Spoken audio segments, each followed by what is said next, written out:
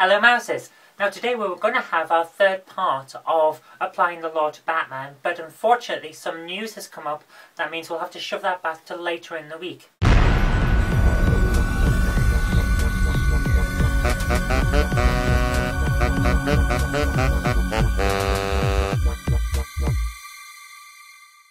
After a short hiatus because I've been studying for my final exam and now it's over with, we can get straight back into the news. And what a news story we have for you.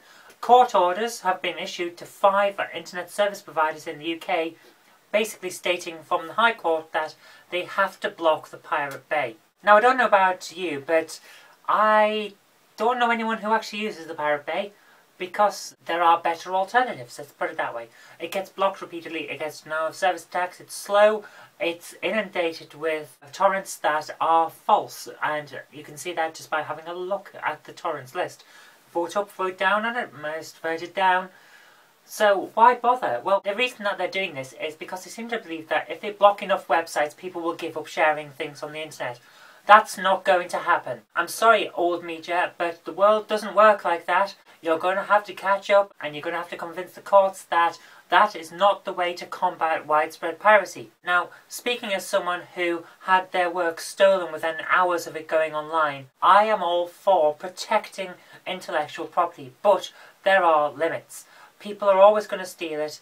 We have to accept a certain level, and we used to do this. We used to accept a certain level of theft and general wear and tear and damage to our products. That was factored into the costs. When I print a book, I factor that into costs. So, I don't see why all of a sudden the fact that people are going to steal it anyway has become a problem. But what it is really is the widespread ability to pass that on, and we don't know what people are doing with it. So, what's the point in blocking websites? People are going to steal anyway, and you can't stop them. So you block a website, well that's great. They'll go to another website, or they'll tunnel around it with a proxy. You can't stop the people who really want to steal something. It's like saying, oh well, the bank in this village might get robbed, so we're going to block all the roads. But we're not going to do anything about the tunnels underneath the roads that allow people access anyway if they really want to get in. You can't go halfway, and that's the problem. Because now they've taken the halfway step, and it's going to become very apparent very quickly that this is not enough. So they're going to have to do one of two things. They're either going to publicly give up on the fact that they were trying to block piracy, which will not happen, or they'll take the next inevitable step.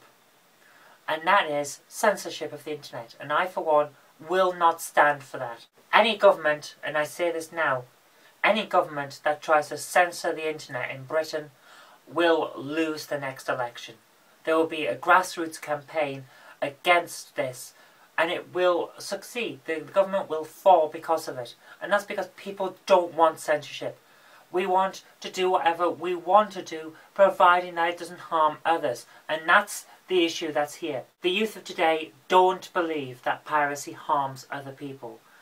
That's the problem. That's where you need to tackle this. Not at preventing them doing something, because they're cleverer than you think. They're going to get round whatever you try.